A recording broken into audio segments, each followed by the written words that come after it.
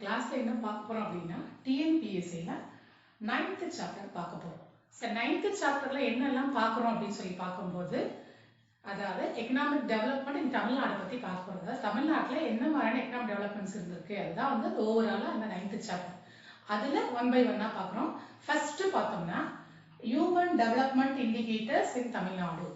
அப்போ human development indicators தமிழ்நாட்டில் எந்த அளவுக்கு இருந்திருக்கு அப்படிங்கிறத நம்ம பார்க்க போறோம்.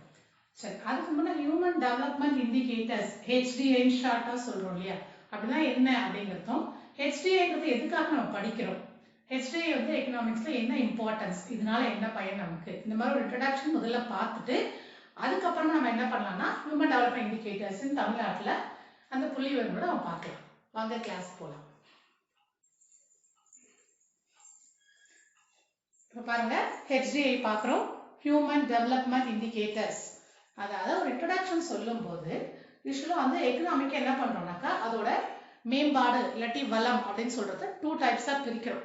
அப்போ நம்ம என்ன சொல்றோம், எக்கனாமிக் growth சொல்றோம், அடுத்து எக்கனாமிக் டெவலப்மெண்ட் சொல்றோம். அப்போ பொருளாதாரத்தில் வளர்ச்சி அப்படிங்கிறது growthன்னு சொல்றோம், எக்கனாமிக் டெவலப்மெண்ட்னா பொருளாதாரத்தில் மேம்பாடு. சரி, இது ரெண்டுத்துக்கு என்ன டிஃபரன்ஸ் அப்படின்னு சொல்லி பார்க்கும்போது எக்கனாமிக் growth அப்படிங்கிறது நம்ம என்ன சொல்றோம் அப்படின்னா இட்ஸ் எ குவான்டிடேட்டிவ். குவான்டிடேட்டிவ்னா என்னன்னா 1 2 3 சொல்ற மாதிரி அளவுகளை சொல்றோம், அது குவான்டிடேட்டிவ்னு சொல்றோம். ஆனா எக்கனாமிக் டெவலப்மெண்ட் குவாலிட்டேட்டிவ், அதாவது தரத்தின் அடிப்படையில் நம்ம சொல்றோம். கிரேட் அப்படிலாம் சொல்றோம் பார்த்தீங்களா, அதான் வந்து குவாலிட்டேட்டிவ்னு சொல்றோம். இதுதான் வந்து பேசிக் டிஃபரன்ஸ் எக்கனாமிக் growthக்கும் எக்கனாமிக் டெவலப்மெண்ட்டுக்கும். இது மட்டும் இல்லாம எக்கனாமிக் growthனா என்ன அப்படிங்கிறது ஒரு ஷார்ட் டேர்ம்ல சொல்லலாம் அப்படின்னு சொல்றோம், இட் இஸ் a நேரோ சென்ஸ் அப்படின்னு சொல்றோம். அதே மாதிரி எக்கனாமிக் டெவலப்மெண்ட்னா இது வந்து லாங் டேர்ம்ல கணக்கிடுறது, அது மட்டும் இல்லாம இது வந்து ஒரு ப்ராட் வியூல பாக்குறோம் நம்ம அப்படின்னு சொல்லிட்டு எக்கனாமிக்ஸ் சொல்லியிருக்காங்க. இதான் எக்கனாமிக் growthக்கும் எக்கனாமிக் டெவலப்மெண்ட்டுக்கும் ஒரு டிஃபரன்ஸ். சரி, இதுல என்னெல்லாம் பாக்குறோம் எக்கனாமிக் growth அப்படின்னு சொன்னா GDP, GNP, NDP, NNP, PCI, PP அப்படின்னு சொல்றோம். இதெல்லாம் நமக்கு என்ன ஏற்கனவே தெரியும், ஜஸ்ட் ஒரு ஓவரால் என்ன மட்டும் பார்த்துருவோம். ஜிடிபினா கிராஸ் டொமஸ்டிக் ப்ராடக்ட், ஜிஎன்பினா கிராஸ் நேஷனல் ப்ராடக்ட்னு சொல்றோம். அதே மாதிரி என்டிபினா நெட் டொமஸ்டிக் ப்ராடக்ட், என்என்பினா நெட் நேஷனல் ப்ராடக்ட், பிசிஐனாக்கா பெர் கேபிட்டா இன்கம் தலா வருமானம் சொல்றோம். பிபி அப்படின்னா பர்ச்சேசிங் பவர் சொல்றோம், மக்களுடைய வாங்கும் திறன். அப்ப இது எல்லாமே பாத்தீங்கன்னா எதுல இருக்கு அப்படின்னா அதாவது பணம் சார்ந்த விஷயங்கள்ல இருக்கு. அவங்க ஏர்ன் பண்றது, ஒரு நாட்டில் இருக்கிற மொத்த அதாவது ஜிடிபின்னு சொல்றோம், டொமஸ்டிக் ப்ராடக்ட் எவ்வளவு இருக்கு, அதே மாதிரியே வந்து நேஷனல் ப்ராடக்ட் எவ்வளவு இருக்கு, இதெல்லாம் பார்த்தீங்கன்னா அந்த ப்ராடக்ட் அப்புறமா அதை சார்ந்தது. அதாவது வந்து இதுல வந்து பெர் கேபிட்டா இன்கம்னா தனிநபர் வருமானம், அதே மாதிரி இந்த வருமானம் தலா வருமானம், இந்த மாதிரி வந்து பொருட்களோட உற்பத்தி வருமானம் இந்த அளவீடுகளை பத்தி படிக்கிறது. அதெல்லாம் நம்ம என்ன சொல்றோம் குவான்டிடேட்டிவ் அளவீடுகள் அப்படின்னு சொல்றோம். அப்ப இதை பத்தி எல்லாம் படிக்கிறது எக்கனாமிக் growth லெவல். இதே எக்கனாமிக் டெவலப்மெண்ட் அப்படின்னு சொல்லும் போது நம்ம என்ன சொல்றோம்னா இட் இஸ் எ குவாலிட்டேட்டிவ் அப்படின்னு சொல்றோம். குவாலிட்டேட்டிவ்னா தரம் அப்படின்னு சொல்றோம். அப்ப சோஷியல் இம்ப்ரூவ்மெண்ட். இப்போ யூஸ்வலாவே நம்ம இந்த ஜிடிபி ஜிஎன்பிலாம் எதுக்காக படிக்கிறோம், நம்ம இந்த டொமஸ்டிக் ப்ராடக்ட்னாலையும் அதே மாதிரி நேஷனல் ப்ராடக்ட் இல்லை அந்த இன்கம்னாலையும் அவங்களுக்கு என்ன பயன்னா மக்கள் அதை வச்சு அவங்களோட என்ன பண்றாங்க, வாழ்க்கை தரத்தை எந்த அளவுக்கு முன்னேற்றிக் கொள்கிறார்கள், அவங்களுடைய வாழ்வாதாரம் எப்படி இருக்குது அப்படிங்கிறத சொல்றதா நம்ம குவாலிட்டேட்டிவ் சோஷியல் இம்ப்ரூவ்மெண்ட்னு சொல்றோம். அப்போ அந்த தரத்தை பத்தி படிக்கிறதா நம்ம என்ன சொல்றோம் HDI, ஹியூமன் டெவலப்மெண்ட் இண்டிகேட்டர்ஸ் அப்படின்னு சொல்றோம். அதாவது மனித வள முன்னேற்ற குறியீடு அப்படின்னு நம்ம சொல்றோம். அந்த மனிதர்களுடைய அந்த முன்னேற்ற குறியீடுகள் தான் நம்ம என்னன்னு சொல்றோம் HDIன்னு சொல்றோம். இது வந்து வளம் சார்ந்தது, அவங்களுடைய தரத்தை வந்து நிர்ணயம் செய்யக்கூடியவர்கள், அதை அளவீடு செய்யறதா HDI. இப்போ HDIனா சிம்பிளா நம்ம என்ன சொல்லலாம்னா மக்களுடைய அந்த வாழ்வாதாரத்தின் தரங்களை எதெல்லாம் வந்து முன்னேற்றம் அடைய செய்கிறது அதை பத்திலாம் படிக்கிறதா நம்ம என்ன சொல்றோம் HDI, ஹியூமன் டெவலப்மெண்ட் இண்டெக்ஸ் அப்படின்னு நம்ம சொல்றோம். ஓகே, நெக்ஸ்ட் சிம்பிளா சொல்லும்போது குவாலிட்டேட்டிவ் சோஷியல் இம்ப்ரூவ்மெண்ட், சமுதாயத்தில் அவங்களுடைய நலன் வந்து எந்த அளவுக்கு உயர்ந்து இருக்கிறது அதுதான் நம்ம என்னன்னு சொல்றோம் HDI, ஹியூமன் டெவலப்மெண்ட் இண்டிகேட்டர் அப்படின்னு நம்ம சொல்றோம். அதாவது இப்போ இதுல நம்ம ஒரு சின்ன விஷயம் கவனிக்கலாம். இப்போ எக்கனாமிக் growth அப்படிங்கிறது நம்ம என்ன சொல்ல ஆரம்ப காலகட்டத்தில இருந்து நம்ம என்ன சொல்றோம் இந்த ஸ்டேட்டஸ்ல இருந்த கண்ட்ரிஸ் இருக்கு, நம்ம என்ன சொல்றோம் developed countries, developing countries, under developed countries சொல்றோம். இதெல்லாம் எதை நிர்ணயம் செய்கிறது அப்படின்னு சொன்னா இந்த ஜிடிபி நிர்ணயம் செய்யறது நேஷனல் இன்கம், ஓவரால் ப்ராடக்ட், அந்த நேஷனுடைய அந்த இன்கமும் இந்த ஓவரால் ப்ராடக்டை வச்சு தான் நம்ம என்ன பண்ணிருக்கு அவங்களுக்கு வந்து அந்த 1 2 3 அப்படிங்கிற அந்த ரேங்க்ஸ் கொடுத்துருது, குவான்டிடேட்டிவா கொடுத்துருது. அதாவது அவங்களுடைய பணத்தை மட்டுமே சார்ந்து. ஆனா இதே இந்த டெவலப்மெண்ட் அப்படின்னு சொல்லும் போது பணத்தையும் கூட வேற என்ன பண்றாங்க, அதை வச்சு அவங்களுடைய குவாலிட்டி எந்த அளவுக்கு இம்ப்ரூவ் ஆயிருக்கு, அவங்களுடைய வாழ்க்கை திறமை எந்த அளவுக்கு இம்ப்ரூவ் ஆயிருக்கு, அதுதான் HDIன்னு சொல்றோம். அப்போ எக்கனாமிக் growthல வர்றது எல்லாமே என்னது, இந்த நேஷனுடைய ப்ராடக்ட் இன்கம் பேசஸ் வச்சுதான் எக்கனாமிக் growthல இது டெவலப்டு கண்ட்ரி, இது டெவலப்பிங் கண்ட்ரின்னு சொல்றோம். இதே எக்கனாமிக் டெவலப்மெண்ட்ல பார்க்கும்போது அவங்களுடைய அந்த டெவலப்மெண்ட் இண்டிகேட்டர்ஸ் அப்படின்னு சொல்லக்கூடிய அந்த குவாலிட்டேட்டிவ், அவங்களுடைய வாழ்வாதாரத்தை எந்த அளவுக்கு மேம்பட்டு இருக்கு அப்படிங்கிறத பார்க்குற குறியீடுகள் தான் HDIன்னு சொல்றோம். அப்போ இதை நம்ம என்ன சொல்றோம், ரேங்க் வச்சு நம்ம சொல்றோம். அதனால என்ன சொல்றோம், குவாலிட்டேட்டிவ்னு சொல்றோம். இதான் ஸ்லைட் டிஃபரன்ஸ் எக்கனாமிக் growthக்கும் எக்கனாமிக் டெவலப்மெண்ட்டும். ஆரம்ப காலத்துல எக்கனாமிக் growth அப்படிங்கிறது தான் நம்ம என்ன பண்ண, நாடுகளுடைய வளர்ச்சியை பற்றி மட்டும்தான் வந்து அவங்களுடைய ரேங்கிங்ஸ் கொடுத்துருந்தோம். ஆனா அதுக்கப்புறம் பாத்தீங்கன்னா 20th சென்ச்சுரிக்கு அப்புறமா எக்கனாமிக் டெவலப்மெண்ட் அப்படிங்கிறதுல HDI அப்படிங்கிறத இன்ட்ரோடியூஸ் பண்றாங்க. அப்ப இந்த HDIனாக்கா அவங்களுடைய தரம் வந்து எந்த அளவுக்கு மேம்பட்டிருக்கோ அதை வச்சு ரேங்கிங் கொடுக்குறாங்க. இப்போ HDIனா என்ன அப்படிங்கறத இனிமேல் பார்ப்போம். இந்த HDIல தமிழ்நாட்டுல என்ன கேட்டகரியில இருக்காங்க, அதுக்கப்புறம் தமிழ்நாட்டோட HDI வந்து உலக நாடுகளோட ஒப்பிட்டு பார்க்கலாம். இனி வரப்போற கிளாஸ்ல அதெல்லாம் பார்க்கலாம். இது வந்து ஒரு இன்ட்ரோடக்ஷன். HDI எதுக்காக படிக்கிறோம்னா எக்கனாமிக் டெவலப்மெண்ட் நம்ம தெரிஞ்சுக்கிறதுக்காக HDI அப்படிங்கிற ஒரு விஷயத்த படிக்கிறோம், வேற ஒண்ணுமே கிடையாது. எக்கனாமிக் growth அப்படிங்கிறது நேரோ சென்ஸ், ஒரு குறுகிய பார்வையில பார்க்கறது. ஆனா எக்கனாமிக் டெவலப்மெண்ட் அப்படிங்கிறது ஒரு விரிவான ஒரு பாதையில பார்க்கிறோம் அப்படின்னு சொல்றோம். அதுதான் நம்ம என்ன சொல்றோம், HDI, குவாலிட்டேட்டிவ் சோஷியல் இம்ப்ரூவ்மெண்ட். இது இன்ட்ரோடக்ஷன். இந்த இன்ட்ரோடக்ஷனை மைண்ட்ல வச்சுட்டு HDIனா என்ன அப்படிங்கறத இனி வர கிளாஸஸ்ல விரிவா பார்க்கலாம்.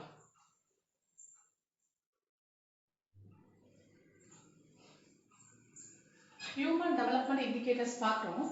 அப்போ இந்த HDI அப்படிங்கிற ஒரு இண்டிகேட்டர் வர்றதுக்கு முன்னால PQLI அப்படிங்கிறத ஃபர்ஸ்ட் நம்ம என்ன பண்ணணும், வழக்கில் இருந்திருக்குன்னு சொல்லி பார்க்கணும். 1970s இந்த PQLI அப்படின்ட்டு இன்ட்ரோடியூஸ் பண்றாங்க. PQLIனா physical quality of life index அப்படின்னு சொல்றாங்க. அதாவது நம்ம என்ன சொல்றோம்னா, அது மனிதனுடைய வாழ்வாதாரத்தை எந்த அளவுக்கு அது குவாலிட்டியா இருக்குன்றதா PQLI அப்படிங்கிறத ஒரு இண்டெக்ஸ். இதுவும் வந்து நம்ம என்ன சொல்ற ஒரு இண்டிகேட்டர் தான், ஹியூமன் டெவலப்மெண்டோட இண்டிகேட்டர். பட் HDI அப்படிங்கிறது PQLI மூலமா தான் இந்த HDI நம்ம என்ன பண்ண மெஷர் பண்ணியிருந்தோம் அப்படின்னு சொல்றோம். அதான் PQLI. இது 1970ல மோரிஸ் டி மோரிஸ் அப்படிங்கிற இன்ட்ரோடியூஸ் பண்றாரு.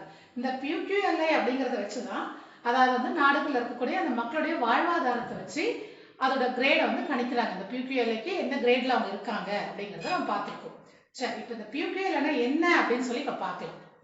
இந்த PQLI வந்து ஒரு 3 ஃபேக்டர்ஸ் வந்து டிஃபைன் பண்றாங்க. ஸோ இந்த ஃபேக்டர்ஸ் எல்லாம் உள்ளடக்குனாதான் நம்ம physical quality of life index அப்படின்னு நம்ம சொல்றோம். சரி, என்னென்ன ஃபேக்டர்ஸ் அப்படின்னா, ஃபர்ஸ்ட் லிட்ரஸி, செகண்ட் வந்து லைஃப் எக்ஸ்பெக்டன்சி, தேர்டு IMR, அதாவது இன்ஃபன்ட் மோர்டாலிட்டி ரேட் அப்படின்னு சொல்றோம். அப்ப லிட்ரஸி அப்படின்னு சொன்னா மக்களுடைய கல்வி அறிவு. அப்போ அதாவது வந்து மக்களுடைய வாழ்வு நிலை வந்து, அதாவது குவாலிட்டி ஆஃப் லைஃப் இண்டெக்ஸ் வந்து இன்க்ரீஸ் ஆகணும் அப்படின்னா, அவங்களுடைய வாழ்வாதாரம் மேம்படணும்னா அதுக்கு பேசிக்கா அவங்களுடைய கல்வி அறிவு. அப்ப லிட்ரஸி ரேட் எந்த அளவுக்கு இருக்கு அப்படிங்கிறது ஃபர்ஸ்ட் ஃபேக்டரா இருந்திருக்கு PQLIல. அடுத்தது பார்த்தா லைஃப் எக்ஸ்பெக்டன்சி, அவங்களுடைய வாழ்க்கை காலம், அதாவது வந்து எத்தனை ஆண்டுகள் அவங்க வந்து வாழ்நாள்ல இருக்காங்க, அவங்க வந்து உயிரோட வாழ்றாங்க அப்படிங்கறத லைஃப் எக்ஸ்பெக்டன்சி. 70 வயசா 80 வயசுன்னு சொல்ற பாருங்க, அது லைஃப் எக்ஸ்பெக்டன்சி. அடுத்த IMR, இன்ஃபன்ட் மோர்டாலிட்டி ரேட்னா என்ன அப்படின்னு சொல்லி பார்க்கும்போது, அதாவது வந்து குழந்தை பிறப்புக்கும் போதே இறந்து பிறக்கிறாங்க இல்லையா, அந்த இறக்கின்ற அந்த விகிதம், அதான் நம்ம என்னன்னு சொல்றோம்னாக்கா இன்ஃபன்ட் மோர்டாலிட்டி ரேட் அப்படின்னு சொல்றோம். அப்படிதான் என்னன்னா, இந்த குழந்தை இறப்பு விகிதம் வந்து அதிகமா இருக்கு ஒரு நாட்டுல அப்படின்னு சொன்னா, அப்ப அங்க மக்களுடைய வாழ்வு நிலை வந்து ரொம்ப வந்து பின்தங்கி இருக்கு. அதான் அவங்களுக்கு தேவையான அளவுக்கு அந்த நியூட்ரிஷன்ஸ் கிடைக்கல, சத்துக்கள் கிடைக்கல, அவங்களுக்கு தேவையான சுகாதார வசதிகள் செய்து தரப்படவில்லை அப்படின்னு சொல்லி அர்த்தம். அதனால இந்த IMR அதிகமா இருந்தா அது பின்தங்கிய நிலையில இருக்கு இந்த PQLIன்னு சொல்றோம். இதே இந்த IMR ரேட் வந்து கம்மியா இருக்கு, இந்த குழந்தை பிறப்பு விகிதம், அதாவது வந்து அந்த பிறக்கும் போதே இறந்து பிறக்கிறாங்க பாருங்க, அந்த இறப்பு விகிதம் கம்மியா இருக்கு அப்படின்னு சொன்னோம்னா அவங்களுடைய வாழ்வாதாரம் வந்து உயர்ந்த நிலையில இருக்கு அப்படின்னு அர்த்தம். சோ இந்த PQLI நிர்ணயம் செய்யறது லிட்ரஸி, லைஃப் எக்ஸ்பெக்டன்சி, IMR, இது மூணுமே இந்த PQLI அப்படிங்கறத நிர்ணயம் செய்கிறது. ஏன்னா இந்த PQLI அப்படிங்கிறதுக்கு அப்புறமா இதை இம்ப்ரூவ்மெண்ட் பண்ணி தான் நம்ம என்ன சொல்றோம், HDIன்னு அது பேர் மாத்தி ஹியூமன் டெவலப்மெண்ட் இண்டிகேட்டர்னு சொல்லிட்டு கொண்டு வரோம். சோ அந்த HDIக்கு முன்னால் நம்ம தெரிஞ்சுக்க வேண்டியது பார்த்தோம்னா இந்த PQLI அப்படின்னு நம்ம சொல்றோம்.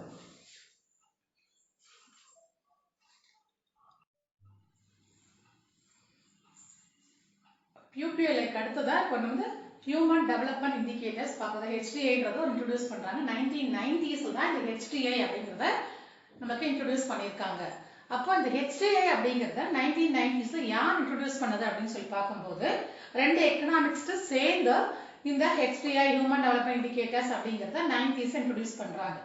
மெஹபூப் உல் ஹக் அப்படிங்கிற பாகிஸ்தானி எக்கனாமிக்ஸ்டும் அமர்த்தியா சென் அதாவது ஃபர்ஸ்ட் நோபல் பரிசு பெற்ற இந்தியன் எக்கனாமிக்ஸ் இவங்க ரெண்டு பேரும் சேர்ந்து தான் என்ன பண்றாங்கன்னா இந்த HDI அப்படிங்கிற ஒரு இண்டிகேட்டர் தான் வந்து நமக்கு வேர்ல்டு லெவல்ல ஃபர்ஸ்ட் இன்ட்ரோடியூஸ் பண்றாங்க 1990sல. அப்ப இந்த HDI அப்படிங்கிறது என்னெல்லாம் உள்ளடக்கி இருக்கு, அதுக்குள்ள என்னென்ன ஃபேக்டர்ஸ் இருக்கு, எப்படி PQLA ல ஃபேக்டர்ஸ் இருக்கோ அதே மாதிரி HDI ல இருக்கு. அந்த PQLA யோட இம்ப்ரூவ்மெண்டா இருக்கிறது தான் அடுத்தது நம்ம ஹியூமன் டெவலப்மெண்ட் இண்டிகேட்டர்ஸ் சொல்லலாம். அது 70s ல கொண்டு வந்தாங்க PQLA, இது வந்து 90s ல வருது HDI. So இதுல ஃபர்ஸ்ட் லைஃப் எக்ஸ்பெக்டன்சி இண்டெக்ஸ் வருது, அடுத்து எஜுகேஷன் இண்டெக்ஸ், அப்புறம் பெர் கேபிட்டா அதாவது GDP ல உங்களுக்கு பெர் கேபிட்டா. ஸோ இந்த மூணு ஃபேக்டர்ஸும் உள்ளடக்கி தான் இந்த HDI அப்படிங்கிற ஒரு குறியீடை வந்து என்ன பண்றாங்க நிர்ணயம் செய்யறாங்க. இந்த HDIல என்னென்ன கண்ட்ரிஸ் என்னென்ன பிளேஸ்ல இருக்கு, என்னென்ன ரேங்க்ல இருக்கு அப்படிங்கறத குறியீடு சேர்க்காக தான் இந்த HDI கொண்டு வராங்க. சரி, இந்த இண்டிகேட்டர்ஸை யார் வந்து குறிக்கிறாங்க அப்படின்னு சொல்லி பார்த்தோம்னா UNDP அப்படின்னு நம்ம சொல்றோம். UNDPனா என்ன அப்படின்னு சொல்லி பார்த்தா அது அப்ரிவேஷன் அப்படின்னு சொல்லி பார்க்கும்போது யுனைடெட் நேஷன்ஸ் டெவலப்மெண்ட் ப்ரோக்ராம் அப்படின்னு நம்ம சொல்றோம். ஸோ இந்த 1990ல இந்த யுனைடெட் நேஷன்ஸ் டெவலப்மெண்ட் ப்ரோக்ராம் தான் இந்த HDI அப்படிங்கறத இன்ட்ரோடியூஸ் பண்றாங்க. அதுக்கு இன்ட்ரோடியூஸ் பண்றதுக்கு யார் கொடுத்துருக்காங்கன்னு பார்த்தா இந்த ரெண்டு எக்கனாமிக்ஸ் மெஹபூப் உல் ஹக்கும் அமர்த்தியா சென் இந்த ரெண்டு எக்கனாமிக்ஸ் தான் இந்த HDI இன்ட்ரோடியூஸ் பண்றாங்க. அது வந்து யுனைடெட் நேஷன் டெவலப் ப்ரோக்ராம் மூலமா நமக்கு வெளியிடுறாங்க. எதுக்காக இந்த HDI அப்படின்னு சொல்லி பார்க்கும்போது அதாவது எப்படி நம்ம வந்து GDP நேஷனல் இன்கம்ல வந்து கண்ட்ரீஸை வந்து நம்ம வந்து 1 2 3 சொல்லிட்டு ரேங்கிங்ல கொடுக்குறோமோ அதே மாதிரி இந்த HDI வச்சுதான் அந்த நாடுகளுடைய வாழ்வாதாரம் அதே மாதிரி அதோட வந்து எஜுகேஷன் இண்டெக்ஸ் இதெல்லாம் சேர்ந்து அவங்களுடைய டெவலப்மெண்ட் அதாவது வந்து மனித குறியீடு வளங்களை வந்து நம்ம என்ன பண்றோம் குறியீடுகள் மூலமாக குறிக்கிறதா HDIன்னு சொல்றோம். அதுதான் வந்து இந்த UNDPல HDI மூலமா வந்து அந்த நாடுகளை வகைப்படுத்துறாங்க. எது ஃபர்ஸ்ட் ரேங்க்ல இருக்கு, செகண்ட் ரேங்க்ல இருக்குன்னு சொல்லிட்டு. ஓகே, அப்ப இந்த HDI வந்து என்னெல்லாம் உள்ளடக்கி இருக்கு, அதோட ஃபேக்டர்ஸ் என்னெல்லாம் அப்படின்னு சொல்லி பார்க்கிறோம். ஃபர்ஸ்ட் பார்த்தோம்னா லைஃப் எக்ஸ்பெக்டன்சி இண்டெக்ஸ். நம்ம ஏற்கனவே PQLA ல பார்த்த மாதிரி லைஃப் எக்ஸ்பெக்டன்சி இண்டெக்ஸ்னா நமக்கு தெரியும், அதாவது வந்து மக்களுடைய ஆயுட்காலம் நம்ம சொல்றோம். அப்ப எந்த நாட்டுல வந்து மக்களோட ஆயுட்காலம் அதிகமா இருக்கோ 80 90 அந்த மாதிரிலாம் இருக்கும் அந்த நாடுகள் நம்ம என்ன சொல்றோம் அவங்க எல்லா விதங்களிலும் முன்னேறி இருக்காங்க. அதாவது அங்க இருக்கக்கூடிய அந்த சுகாதார வசதி அவங்களுக்கு தேவையான எல்லா வளங்களும் சரியான முறையில் இருக்குது, அவங்களுக்கு நியூட்ரிஷன் ஃபுட்டு சாப்பிடுறாங்க, அவங்களுக்கு தேவையான அளவுக்கு எல்லா வளங்களும் கிடைக்குது அப்படின்னா லைஃப் எக்ஸ்பெக்டன்சி அதிகமா இருக்கும். ஸோ முதல்ல எடுத்த உடனே இந்த HDI இருக்க இண்டிகேட்டர் அப்படின்னு சொல்லி பார்த்தோம்னா மக்களுடைய ஆயுட்காலம் தான் நிர்ணயம் செய்கிறது. ஆயுட்காலம் குறைவா இருக்க நாடுகள் HDIல பின்தங்கி இருக்கு அப்படின்னு சொல்றோம். ஓகே, அடுத்தது இண்டிகேட்டர் பார்த்தோம்னா எஜுகேஷன் இண்டெக்ஸ். எஜுகேஷன் இண்டெக்ஸ்னா கல்வி அறிவு, மக்களுடைய கல்வி அறிவு எந்த நிலையில இருக்கு, அதாவது நம்ம சர்வே மூலமா சொல்றோம் இல்லையா, ஸ்டாட்டிஸ்டிக்கல் டேட்டாஸ்ல வருது இல்லையா, அதாவது வந்து இத்தனை பெர்சன்டேஜ் வந்து பீப்புள் வந்து இந்த கண்ட்ரியில் படிச்சிருக்காங்க, இத்தனை பெர்சன்டேஜ் பீப்புள் வந்து படிப்பறிவு இல்லாம இருக்காங்க, அதான் அந்த எஜுகேஷன் இண்டெக்ஸ். அப்போ இந்த கல்வி அறிவு எந்த அளவுக்கு அதிகமா இருக்கோ அந்த அளவுக்கு உங்களோட HDIல அவங்க ரேங்கிங்ல ஃபார்வர்டா இருக்காங்க அப்படிங்கிறது. அப்ப HDIல எஜுகேஷன் இண்டெக்ஸும் ஒரு இம்பார்ட்டன்டான ஒரு இண்டிகேட்டரா இருக்கு அப்படின்னு சொல்றோம். அதுக்கு அடுத்து பார்த்தோம்னா பெர் கேபிட்டா இன்கம்.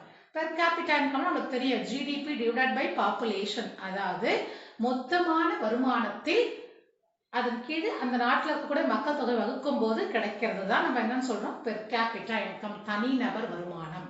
அப்போ எந்த நாடுகள்ல தனிநபர் வருமானம் அதிகமாக இருக்கிறதோ அந்த நாடுகள் நம்ம என்ன சொல்றோம் இந்த HDIல ஃபர்ஸ்ட் ரேங்க்ல இருக்காங்க, செகண்ட் ரேங்க்ல இருக்காங்க, முன்னோக்கி இருக்காங்க, ஃபார்வர்டா இருக்காங்க அப்படின்னு நம்ம சொல்றோம். பெர் கேபிட்டா இன்கம் அதிகமா இருந்தா மட்டும்தான் மக்களுடைய வாழ்வாதாரம் அதிகமாக இருக்கும். ஏன்னா அவங்களோட பர்ச்சேசிங் பவர் அதிகமாகும், வாங்கக்கூடிய திறன் வந்து அதிகமா இருக்கும்.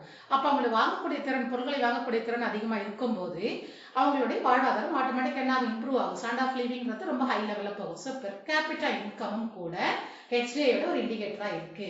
அப்ப HDI அப்படின்னு சொல்லி பார்க்கும்போது ஹியூமன் டெவலப்மெண்ட் இண்டிகேட்டர்ஸ்னா எதெல்லாம் நம்ம சொல்றோம் முக்கியமானு பார்க்கும்போது life expectancy index, education index, per capita GDPல பெர் கேபிட்டோட அளவு எவ்வளவா இருக்கு, இது மூணும் சேர்ந்தது தான் ஹியூமன் டெவலப்மெண்ட் இண்டிகேட்டர் HDI அப்படின்னு நம்ம சொல்றோம். இது நம்மளுக்கு கொடுத்தது யாருன்னு சொல்லி பார்க்கும்போது ரெண்டு எக்கனாமிக்ஸ் மெஹபூபுல்லா அண்ட் அமர்த்தியா சென் அப்படின்னு சொல்லிட்டு 2 எக்கனாமிக்ஸ் கொடுக்குறாங்க. இது எப்போ இன்ட்ரடியூஸ் பண்ணாங்கன்னா 90s தான் இன்ட்ரடியூஸ் பண்றாங்க.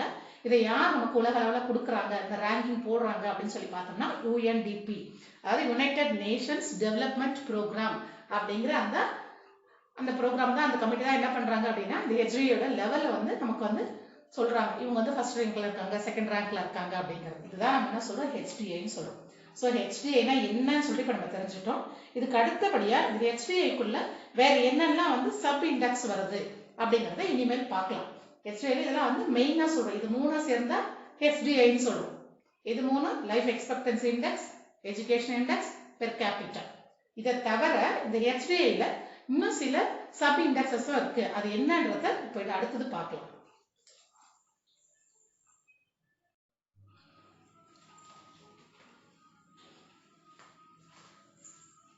ஹியூமன் டெவலப்மெண்ட் இண்டிகேட்டர்ஸ் 1990ல இன்ட்ரோடியூஸ் பண்றாங்கன்னு சொல்லி பார்க்குறோம். இது யார் கொடுக்குறாங்கன்னு சொல்லி பார்த்தோம்னா UNDP அப்படிங்கிற இந்த யுனைடெட் நேஷன்ஸ் டெவலப்மெண்ட் ப்ரோக்ராம் அப்படிங்கிறவங்க தான் இந்த HDA வந்து வெளியிடுறாங்கன்னு சொல்லி பார்க்குறோம். சரி, ஓகே. இப்போ இந்த UNDP அப்படிங்கிறவங்க வந்து எந்த பேசிஸ்ல HDA வந்து எந்த கண்ட்ரி எந்த ரேங்க்ல இருக்கு, ஃபர்ஸ்ட் ரேங்கா, செகண்ட் ரேங்கா, தேர்ட் ரேங்கான்னு சொல்றோம் இல்லையா, அதை அவங்க எப்படி நிர்ணயம் செய்யறாங்க அப்படிங்கறத இப்ப இதுல பார்க்க போறோம் நம்ம. அதாவது என்ன, ரேங்கிங் பேசிஸ்ல இந்த UNDP வந்து HDA வந்து நிர்ணயம் செய்யறாங்க அந்த கண்ட்ரி வைஸ் வேர்ல்டு லெவல்ல. அப்போ என்ன மாதிரி பாயிண்ட்ஸ் பேசிஸ்னா 0 to 1 அப்படின்னு சொல்றாங்க. அதாவது 0 பாயிண்ட் வருது பாத்தீங்களா, அது பக்கத்துல டிஜிட்ஸ்ல இருந்து அவங்களோட 1 அது வரைக்கும் போறது அவங்க என்ன பண்றாங்கன்னா 4 டைப்ஸா பிரிக்கிறாங்க அந்த கண்ட்ரிஸ். அதாவது ஹியூமன் டெவலப்மெண்ட் இண்டிகேட்டர்ஸ் அந்த கண்ட்ரிஸ் சார்ந்த மாதிரி, அதாவது ஒரு நாடுகள்ல எந்த அளவுக்கு அந்த இண்டிகேட்டர்ஸ் வளமையா இருக்கு அப்படிங்கறத வச்சு அந்த ரேங்கிங் பிரிக்கிறாங்க. அது ஃபர்ஸ்ட் வந்து வெரி ஹை அப்படின்னு சொல்றாங்க, அடுத்தது ஹை, அடுத்து மீடியம், அடுத்தது லோ. அப்ப இந்த 4 கேட்டகரியில HDA யார் ரேங்கிங் பண்றாங்கன்னா UNDP ரேங்கிங் பண்றாங்க. சரி, அப்ப இந்த ரேங்கிங் வந்து வெரி ஹைனா அப்ப அவங்க எந்த அளவுக்கு HDA இம்ப்ரூவ் ஆகியிருக்கணும், இந்த 0.1ல எத்தனை அளவுக்கு அவங்க எத்தனை பர்சன்டேஜ்ல எவ்வளவு இம்ப்ரூவ் ஆயிருக்கணும் அப்படின்னு சொல்லி பார்க்கும்போது 0.800 அதுல இருந்து 1 வரைக்கும் இருந்தா, அதாவது above 800 0.800ல இருந்து அபோவா இருந்தாலே அந்த கண்ட்ரி என்ன சொல்றாங்க, HDAல வெரி ஹையா இருக்காங்க, ரேங்கிங்ல ஃபர்ஸ்ட் இருக்காங்க, வெரி ஹையா இருக்காங்க அப்படின்னு நம்ம சொல்றோம். அடுத்து பார்த்தோம்னா ஹை, அதாவது 700 இருந்து 799 வரைக்கும், 0.700ல இருந்து 0.799 வரைக்கும், அதாவது பிலோ 800 இருந்தா அதை என்ன சொல்றோம், அவங்க வந்து ஹை ரேங்கிங்ல இருக்காங்க, அதாவது செகண்ட் பிளேஸ்ல இருக்காங்க அப்படின்னு சொல்றோம் HDA. அடுத்தது மீடியம். மீடியம் சொல்லும்போது 0.551ல இருந்து 0.699 வரைக்கும் இருந்தா அது என்ன சொல்றோம், மீடியம் லெவல்ல இருக்கு HDAல அந்த கண்ட்ரி அப்படின்னு சொல்லி ரேங்கிங் கொடுக்குறாங்க. இதை விட குறைவா இருக்கு, அதாவது வந்து இந்த 0.551 இருக்குல்ல அதை விட கம்மியான 0.550, இப்ப பிலோ 0.550 இருந்தா அந்த கண்ட்ரி எப்படி இருக்காங்க, ரொம்ப லோ லெவல்ல இருக்காங்க, இந்த HDA ரொம்ப லோவா இருக்கு, அவங்க எல்லாமே அண்டர் டெவலப்டா இருக்காங்க அப்படிங்கிற மாதிரி நம்ம சொல்றோம். சரி, இதுல இந்த மாதிரி இந்த ரொம்ப லோவா இருக்கிறது எங்கன்னா பார்த்தா ஆப்பிரிக்கன் கண்ட்ரீஸ்ல பார்த்தோம்னா, முக்கியமா பார்த்தோம்னாக்கா நம்ம அதாவது வந்து என்ன சொல்லணும், நம்ம இந்த சவுத் ஆப்பிரிக்கன் கண்ட்ரீஸ் பாருங்க, அங்க இருக்கிற அந்த கண்ட்ரீஸ் எல்லாமே நம்ம எப்படி இருக்கிற நைஜீரியா இந்த மாதிரி கண்ட்ரீஸ் எல்லாம்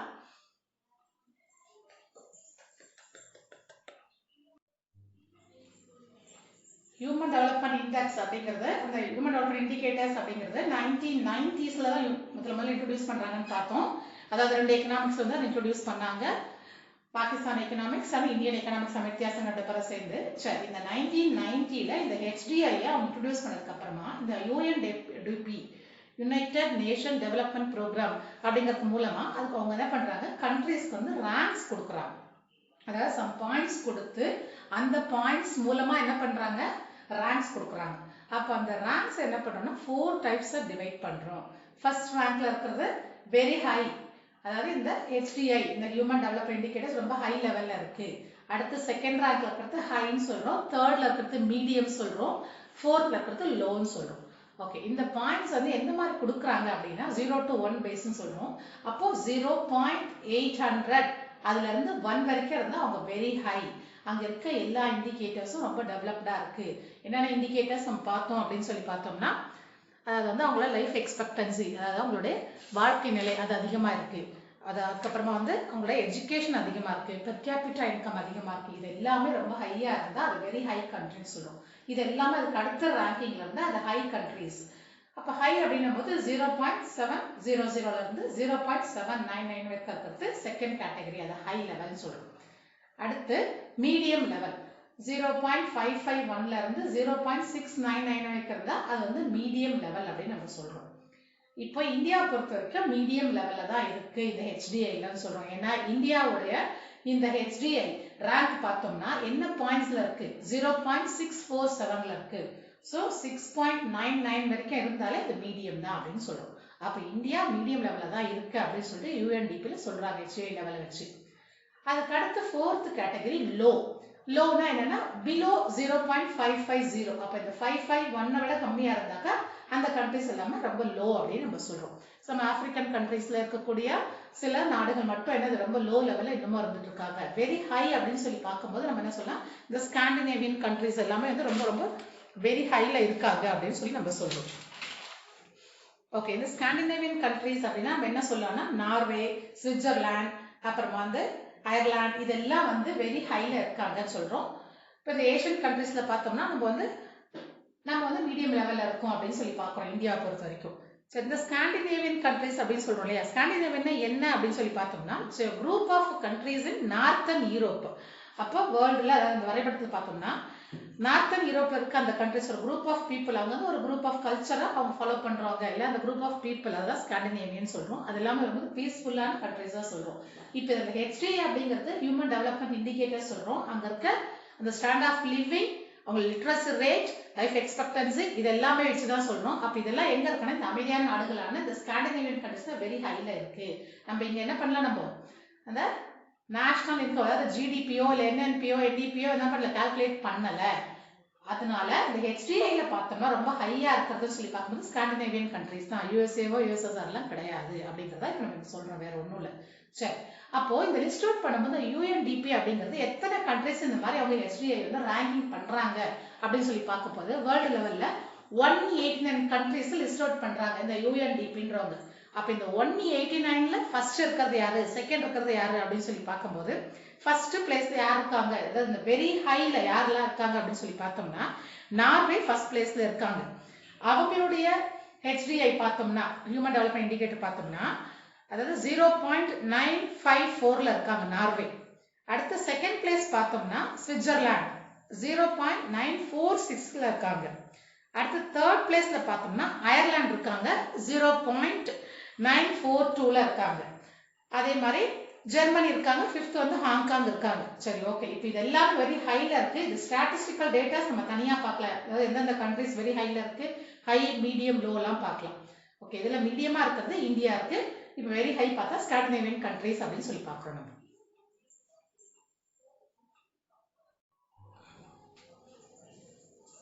HDI பார்த்தோம். இந்த HDIல சப் இண்டெக்ஸஸா சில இண்டிகேட்டர்ஸ் இருக்கு. அது என்னன்னு இப்ப பார்க்க போறோம். HDIனா ஹியூமன் டெவலப்மெண்ட் இண்டிகேட்டர்ஸ். இந்த ஹியூமன் டெவலப்மெண்ட் இண்டிகேட்டர்ஸ்ல 3 ஃபேக்டர்ஸ் மட்டும் பார்த்தோம் இல்லையா, இது இல்லாம வேற என்னென்ன இண்டெக்ஸஸ் இதுக்குள்ள இருக்கு அப்படிங்கறத பார்க்க போறோம். ஃபர்ஸ்ட் பார்த்தோம்னா IHDI, அடுத்து GII, அடுத்து MDPI, அடுத்து GADI. இப்போ IHDIனா என்னன்னா இன்இக்வாலிட்டி அட்ஜஸ்டட் HDI. அதாவது HDIனா நமக்கு தெரியும் ஹியூமன் டெவலப்மெண்ட் இண்டிகேட்டர் சொல்றோம். இந்த ஹியூமன் டெவலப்மெண்ட் இண்டிகேட்டர்ஸ்ல இன்இக்வாலிட்டிஸ் இருக்கும் இல்லையா. For example per capita income அப்படின்னு சொன்னா ஒரு 100 பேர் இருக்காங்கன்னா அந்த பெர் கேபிட்டா இன்கம் வந்து அதாவது 80 பேருக்கு வந்து 60 ரூபாவா இருக்கு, மீதி இருக்க 20 பேருக்கு வந்து 20 ரூபாவா இருக்கு அப்படின்னு சொல்லும்போது என்ன சொல்லுவோம், இன்இக்வாலிட்டின்னு சொல்லுவோம் இல்லையா. அந்த டிஸ்ட்ரிபியூஷன்ல வந்து இன்இக்வாலிட்டி இருக்கு. அதாவது வருமான பகிர்வுல வந்து ஒரு சரிசமமா இல்லாம சமமற்ற தன்மை தான் இன்இக்வாலிட்டி. அந்த இன்இக்வாலிட்டி அட்ஜஸ்ட் பண்ணதுக்கு அப்புறமா இருக்கிறதா நம்ம என்ன சொல்றோம், இன்இக்வாலிட்டி அட்ஜஸ்டட் HDIன்னு சொல்றோம். அதான் ஃபர்ஸ்ட் சப் இண்டெக்ஸ் HDIல. இப்போ HDI அப்படிங்கிறது எல்லாமே சேர்ந்தது, ஹியூமன் டெவலப்மெண்ட் இண்டிகேட்டர் சொல்றோம். அந்த டிஸ்ட்ரிபியூஷன் எல்லாம் சேர்ந்தது, அதாவது அவங்களுடைய பெர் கேபிட்டா இன்கம் டோட்டலா சொல்றது HDI. அதுல அந்த பெர் கேபிட்டா இன்கம்ல யாருக்கெல்லாம் வந்து கம்மியா இருக்கு, சில பேருக்கு மட்டும் அதிகமா இருக்கு அப்படின்னா அந்த அலோகேஷன் அதாவது distribution of income or wealth அப்படிங்கிறது இன்இக்வலா இருக்கு பாருங்க. அது அட்ஜஸ்ட் பண்ணதுக்கு அப்புறமா இருக்கிறது தான் இந்த IHDIன்னு சொல்றோம், இன்இக்வாலிட்டி அட்ஜஸ்டட் HDIன்னு சொல்றோம். இது வந்து ஃபர்ஸ்ட் சப் இண்டெக்ஸா இருக்கு. அடுத்த இண்டெக்ஸ் சப் இண்டெக்ஸ் பார்த்தோம்னா GII ஜெண்டர் இன்ஈக்வாலிட்டி இண்டெக்ஸ். அதாவது பாலினத்துல அந்த பாகுபாடுகள் அதிகமா இருக்குது. அதான் ஜெண்டர் இன்ஈக்வாலிட்டி இண்டெக்ஸ். அதாவது வந்து 1000 ஆண்களுக்கு எத்தனை பெண்கள் இருக்கிறார்கள் அப்படிங்கறத நம்ம என்ன சொல்லணும், யூசுவலா வந்து செக்ஸ் ரேஷியோ அப்படின்னு நம்ம சொல்றோம். அதுல வந்து அந்த ஜெண்டர்ல இன்ஈக்வாலிட்டிஸ் எவ்வளவு இருக்கு அப்படிங்கறத குறியீடு பண்றதுதான் ஜெண்டர் இன்ஈக்வாலிட்டி இண்டெக்ஸ். அந்த பாகுபாடு ரொம்ப அதிகமா இருந்ததுன்னா அதை என்ன சொல்றோம், GIIன்னு சொல்றோம். அதுவும் HDAயோட ஒரு சப் இண்டெக்ஸா இருக்கு அப்படின்னு நம்ம சொல்றோம். அடுத்தது MDPI multidimensional poverty index.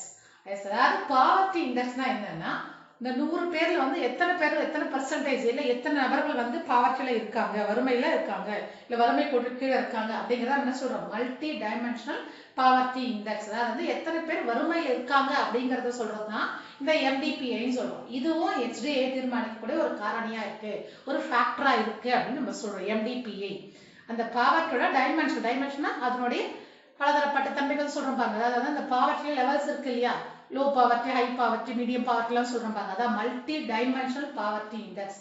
அந்த வறுமை நிலையோட அளவை குறிக்கக்கூடியதா MDPIன்னு சொல்றோம். அடுத்து பார்த்தோம்னா GDI அடுத்த sub index gender development index. அதாவது GDIனாக்கா இந்த GIயோட என்ன சொல்ற கண்டினியூஷன் நம்ம சொல்லலாம். இதுல வந்து பாலின பாகுபாடுகள்ல அதிகமாக என்ன சொல்றது உயர்வு தாழ்வுகள் இருக்கிறது தான் GIIன்னு சொல்றோம். இது வந்து ஜெண்டர் டெவலப்மெண்ட் இண்டெக்ஸ். இந்த உயர்வு தாழ்வுகளை என்ன பண்றது, நம்ம ஈக்குவலைஸ் பண்றது தான் ஜெண்டர் டெவலப்மெண்ட் இண்டெக்ஸ். அதாவது வந்து ஆண்களுக்கு தேவையான அளவுக்கு இருக்கக்கூடிய அதே வசதிகள், சமுதாய பொருளாதார வசதிகள் சொல்றோம் பாத்தீங்களா, அது எல்லாமே பெண்களுக்கும் ஈக்குவலா இருக்கிறது தான் ஜெண்டர் டெவலப்மெண்ட் இண்டெக்ஸ். பாலின பாகுபாடு இல்லாமல் எல்லாருக்கும் ஈக்குவலா இருக்கிறதா நம்ம சொல்றோம் ஜெண்டர் டெவலப்மெண்ட் இண்டெக்ஸ்னு சொல்றோம். சோ இது நாலுமே எதுல வருதுன்னா சப் இண்டெக்ஸ்ல வருது. HDAயோட சப் இண்டெக்ஸ் பார்த்தோம்னா inequality adjusted HDI, GII gender inequality index, MDPI multidimensional poverty index, GDI gender development index. இது எல்லாமே நம்ம என்ன சொல்றோம், HDAயோட சப் இண்டெக்ஸ்னு சொல்றோம். இது மட்டும் இல்லாம இந்த HDI வந்து இன்னும் டெவலப் பண்ணிருக்காங்க, HDI 1 2 3 4 அப்படின்னு சொல்லிட்டு. அது என்னன்றதை இதுக்கு அடுத்தது பார்ப்போம்.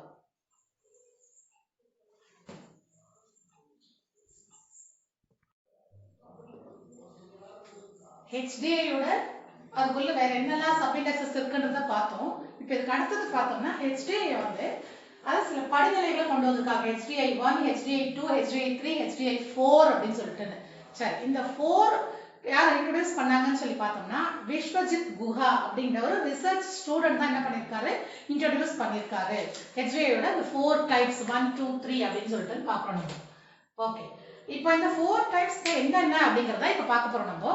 இல்ல ஃபர்ஸ்ட் HDI 1 அப்படின்னு சொல்றோம் பாருங்க. அப்படின்னா ஆல்ரெடி இருக்கிற அதே ஹியூமன் டெவலப்மெண்ட் இண்டிகேட்டர்ஸ், அததான் நம்ம என்ன சொல்றோம் HDI 1 அப்படின்னு சொல்றோம். அப்ப HDI 2 னா என்னன்னா இந்த ஹியூமன் டெவலப்மெண்ட் இண்டிகேட்டர்ஸ், அதாவது இந்த 1 ஓட சேர்ந்து இன்னொன்னு ஆட் ஆகுது, அதான் 2 ன்னு சொல்றோம். அது என்ன அப்படின்னா இப்ப HDI 1 plus quality of life index. அப்ப குவாலிட்டி ஆஃப் லைஃப் இண்டெக்ஸ்னா நம்ம என்ன சொல்றோம் அப்படின்னா, அதாவது வந்து மக்களுடைய அந்த வாழ்க்கை தரம் அப்படின்னு சொல்ற பாருங்க. அந்த வாழ்க்கை தரத்தை தானே பண்றோம், இதோட கூட ஆட் பண்றோம், இந்த HDIயோட சேர்த்து ஆட் பண்றோம். இப்போ HDIல ஆல்ரெடி 3 ஃபேக்டர்ஸ் இருக்கு இல்லையா, அதோட சேர்த்து இதையும் கொடுக்கும் போது அப்ப HDI 2 ஆயிடுது. இப்போ இதுக்கு அடுத்தது HDI 3. HDI 3ல HDI 1 2 பிளஸ் அதாவது HDI 2 பிளஸ் கூட என்ன இருக்கு, பாவர்ட்டி அலிவேஷன் இண்டெக்ஸ் அப்படின்னு சொல்றோம். அப்ப அந்த பாவர்ட்டி அலிவேஷனுக்காக என்னென்ன ப்ரோக்ராம்ஸ் கவர்மெண்ட்ல கொண்டு வந்திருக்காங்க, வறுமை ஒழிப்பு திட்டங்கள், 100 நாள் வேலை, இந்த மாதிரி நிறைய இருக்கு இல்லையா. அப்ப அது எல்லாத்தையும் மூலமாக இவங்க எப்படி பாவர்ட்டி வந்து அலிவேட் பண்ணியிருக்காங்க, எந்த அளவுக்கு வறுமை ஒழிப்புகள் இருந்திருக்கு, வறுமை வந்து ஒழிச்சிருக்காங்க அப்படிங்கறத ஆட் பண்ணா அது HDI 3 மாறுது. பாவர்ட்டி அலிவேஷன் இண்டெக்ஸ் கூட ஆட் பண்ணோம்னா HDI 3. அடுத்தது HDI 4. HDI 1, HDI 2, HDI 3 இது மூணோட சேர்ந்து HDI 4னா அர்பனைசேஷன் இண்டெக்ஸ். அப்ப இது 4th ஒன்னா ஏன் இதை கொடுத்துருக்காங்கன்னா, அர்பனைசேஷன் இண்டெக்ஸ்னா அதாவது ரூரல் ஏரியாஸ் எல்லாமே என்னவா மாறுது, அர்பனா மாறுது, நகர்மயமாக்குதல் அப்படின்னு சொல்றோம். இன்னும் சொல்ல போனா தமிழ்நாடு அப்படிங்கறத என்ன சொல்றது, ஒரு நகர்மயமாக்கப்பட்ட ஒரு பொருளாதாரம் தான் சொல்றோம். அர்பனைஸ்டு எக்கானமி அப்படின்னு சொல்லிட்டு நம்ம தமிழ்நாட்டோட பொருளாதாரத்தை சொல்றோம். ஏன்னா அது என்னவா இருந்திருக்கு, முன்ன வில்லேஜா இருந்திருக்கு, ரூரலா இருந்ததா இப்ப என்ன ஆயிடுச்சு, நகர்மயமாக இருக்கிறது.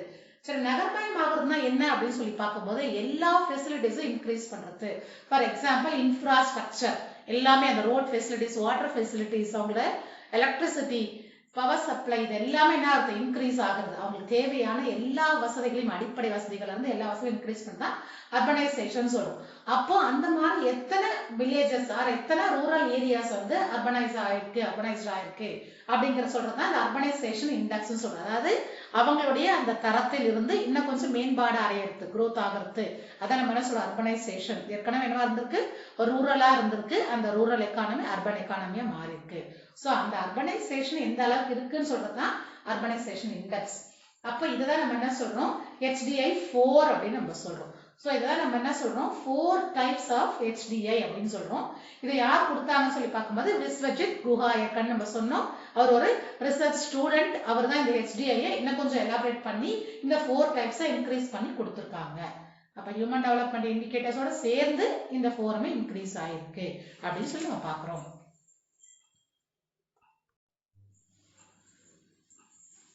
HDI அதாவது ஹியூமன் டெவலப்மெண்ட் இண்டிகேட்டர்ஸோட சப் இண்டெக்ஸ் பார்த்தோம் இல்லையா அதாவது inequality human development index GII MDPI GDI பார்த்தோம் இதுல இன்னும் கொஞ்சம் டெப்தா பார்க்கலாம் GII னா என்ன அப்படிங்கறத நம்ம பார்க்க போறோம் நம்ம அதாவது அதுல என்னெல்லாம் இருக்கு ஃபேக்டர்ஸ் அப்படி சொல்லி பார்த்தோம்னா reproductive health empowerment labour strength அப்படின்னு நம்ம சொல்லி பார்க்கிறோம் சரி இதுல வந்து ஒன்னொன்னா பார்க்கும்போது ஃபர்ஸ்ட் ரீப்ரொடக்டிவ் ஹெல்த்னா என்ன அப்படின்னு சொல்லி பார்க்கும்போது women reproduction அப்படின்னு சொல்றோம் அதாவது என்னன்னா அவங்களுடைய குழந்தை பிறக்க அந்த இத வந்து நம்ம என்ன சொல்றோம் ரீப்ரொடக்டிவ் அப்படின்னு நம்ம சொல்றோம் ஓகே அந்த ரீப்ரொடக்டிவ்ல ஹெல்த் அதாவது அவங்களுடைய பிரசவத்தின் போது குழந்தை பிரசவத்தின் போது அவங்க இறந்து போகிற விகிதம் வந்து எந்த அளவுக்கு இருக்கு அப்படிங்கறதையும் இந்த HDI சப் இண்டெக்ஸ்ல நம்ம சொல்றோம் அதான் ரீப்ரொடக்டிவ் ஹெல்த் அப்படின்னு நம்ம சொல்றோம்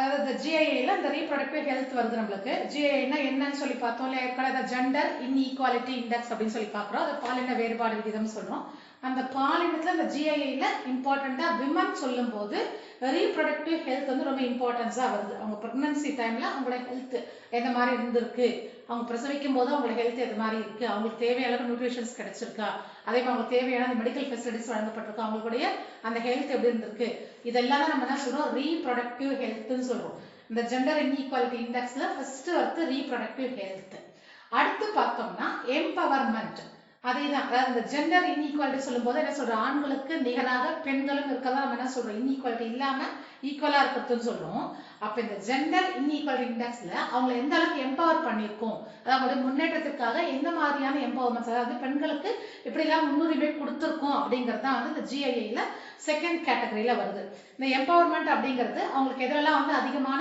இடங்கள் கொடுத்திருக்கோம் ஆண்களுக்கு நிகர அதாவது வந்து இப்ப பார்லிமெண்ட்ல வந்து எத்தனை பெண் உறுப்பினர் இருக்காங்க அதே மாதிரி நம்முடைய என்ன சொல்ல லோக்கல் பாடிஸ் அப்படின்னு அந்த பஞ்சாயத்து கவர்மெண்ட்ல எவ்வளவு பேர் இருக்காங்க பெண்களுக்கு முன்னுரிமை கொடுத்திருக்கோம் நம்ம இந்தியன் கான்ஸ்டிடியூஷன்ல விமன் எம்பவர்மெண்ட்காக என்னென்ன இம்பார்ட்டன்ஸ் கொடுத்திருக்கோம் அதுதான் வந்து இந்த எம்பவர்மெண்ட் அப்படிங்கிறதுல வருது அதாவது பவர்ஸ் ஆஃப் உமன் அப்படின்னு நம்ம சொல்லலாம் அதை நம்ம என்ன சொல்றோம் எம்பவர்மெண்ட் விமன் எம்பவர்மெண்ட் அது GII ல செகண்ட் கேட்டகரியில வருது அதுல தேர்ட் ஃபேக்டர் பார்த்தோம்னா லேபர் ஸ்ட்ரென்த் அப்படின்னு நம்ம சொல்றோம் அதே மாதிரி வந்து என்ன சொல்றோம் லேபர் ஸ்ட்ரென்த் அப்படின்னா அந்த கூலி தொழிலாளர்களையும் பெண்களுடைய பங்களிப்பு என்னவா இருக்கு அப்படிங்கறத நம்ம என்ன சொல்றோம் லேபர் ஸ்ட்ரென்த் அப்படின்னு நம்ம சொல்றோம் சோ இது எல்லாமே எதுல வருதுன்னா GII ல வந்து GII னா என்ன அப்படின்னா ஜெண்டர் இன்இக்வாலிட்டி இண்டெக்ஸ் பாலின வேறுபாடு விகிதம் அதாவது எத்தனை ஆண்கள் 1000 ஆண்களுக்கு எத்தனை பெண்கள் இருக்காங்க அப்படிங்கறது தான் நம்ம என்ன சொல்றோம் ஜெண்டர் ரேஷியோ அப்படின்னு சொல்ற பாலின விகிதம் அப்படின்னு சொல்றோம் அதுல இன்இக்வாலிட்டிஸ் இல்லாம இருக்கணும்னா என்ன பண்ணணும் அப்படிங்கறது தான் இதெல்லாம் நம்ம சொல்றோம் அதான் GII ல இது மாதிரி இருக்கு சரி இதுல வந்து இந்தியாவோட GII என்னவா இருக்கு அப்படின்னு சொல்லி பார்க்கும்போது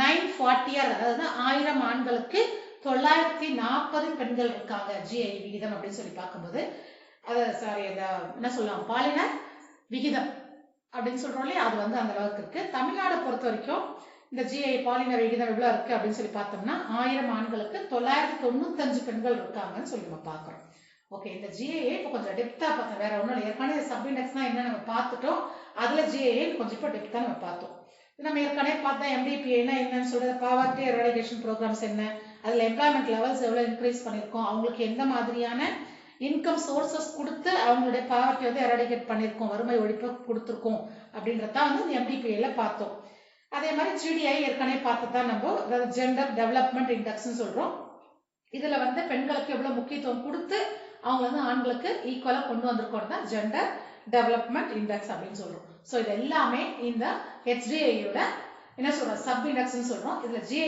மட்டும் கொஞ்சம் அதிகமா இருக்கிறதுனால அது கொஞ்சம் டெப்தா இப்ப இந்த கிளாஸ்ல நம்ம பார்த்தோம். இதுக்கு முன்னாடி இது எல்லாமே என்னன்னு சொல்லி நம்ம பார்த்துறோம். நம்ம இது இன்இக்வாலிட்டி ஹியூமன் டெவலப்மெண்ட் இண்டிகேட்டர்ஸ் சொல்றது. ஹியூமன் டெவலப்மெண்ட் இண்டிகேட்டர்ஸ்ல இன்இக்வாலிட்டி இல்லாம அட்ஜஸ்ட் பண்ணி கொடுக்கறது தான் இன்இக்வாலிட்டி ஹியூமன் டெவலப்மெண்ட் இண்டிகேட்டர்ஸ் சொல்றோம். அப்ப இது நாலுமே சப் இண்டெக்ஸா இருக்கு. எதுல HDI யோட சப் இண்டெக்ஸ் அப்படின்னு நம்ம சொல்றோம்.